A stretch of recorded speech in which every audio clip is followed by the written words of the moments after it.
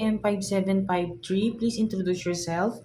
Good day to all employers in Hong Kong. My name is Melanie El Soliva. I'm 29 years old in San Jose del Monte, Bulacan, Philippines. I'm happily married. I have one child. She's 3 years old. I am Catholic and my highest educational attainment is high school graduate. Okay, since I saw that you have experience being a helper in Hong Kong, you are ex-Hong Kong, right? Yes, Okay, sir. tell me about your experience as a helper in Hong Kong.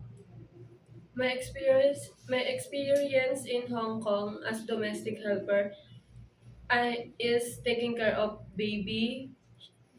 He's 1 year old and taking care the child 13 years old and also the how doing doing household chores, laundry, cooking, assist to my grandmother and iron Okay, ironing clothes okay.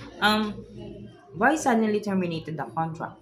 because of due to mutual understanding of my employer's mother. So you have a mutual understanding Yes, sir. by your employer's mother, right? Yes, sir. Okay. Um, for almost 4 months. Okay, since you have an experience taking care of a newborn, how do you prepare a milk for a newborn baby? First, I wash my hands and wash the baby bottle and sterilize, and I put amount of milk powder and warm water and shake it well, and I taste if the temperature and give it to baby. Okay, if the baby is crying, what will you do? I check the temperature, the tummy if hungry, and the diaper if wet. Okay, and if the baby doesn't stop the cry after you check the temperature, the diaper, and also feed the baby, everything that you have done to the baby to make it stop to cry doesn't work, what will you do? I also call my employer to check the baby because it's not stop crying. Okay, that's the right thing you should do because maybe only the parents know what to do to the baby to make it stop to cry. Why suddenly you want to go back to Hong Kong to work? Why? Because I want to earn money to support my family, also my child, and also my brother to finish his studies. And how long do you want to work in Hong Kong? Um, if my employers need me, I continue the contract. So it is okay to you to extend your contract if your employer wants you to Yes, sir. extend. Okay. Do you have any idea how to prepare Chinese food? Because you're ex Hong Kong, right? Yes, sir. Okay. What kind of Chinese food can you prepare? Steam fish, the um, Steamed fish. Other steam than that, fish, and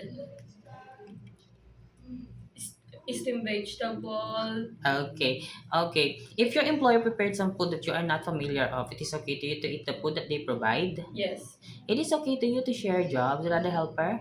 yes, sir. How about sharing room with kids? It's okay, sir. Okay. It is okay to you to take care of pets. No, sir. Oh, because you're afraid of pets. Yes, What kind sir. of pets are you afraid for? Cats and dog. Okay, you're afraid of cats and dog. Okay, it is okay to you to take care of elderly, or you don't have any experience taking I care of don't elderly. have experience taking care elderly. Okay. How about learning Cantonese if one of your employer's family don't know how to speak English? It is okay to you. It's okay, sir. I'm Okay. willing to learn. It is okay to you to work on Sunday or on a holiday set up by your Yes, sir. employer. How about cutting your hair into short? Yes, sir. Okay, my last question is what will be your message for your future employer? My message to my previous employer, please do hire me. I am hardworking, trustworthy, and loyal, and I promise to serve my best to you in and love your family and taking good care of your Okay, family. okay. Thank you very much, Miss Melanie Saliva. Right? Yes, sir. Thank you po. Thank Okay, you. thank you.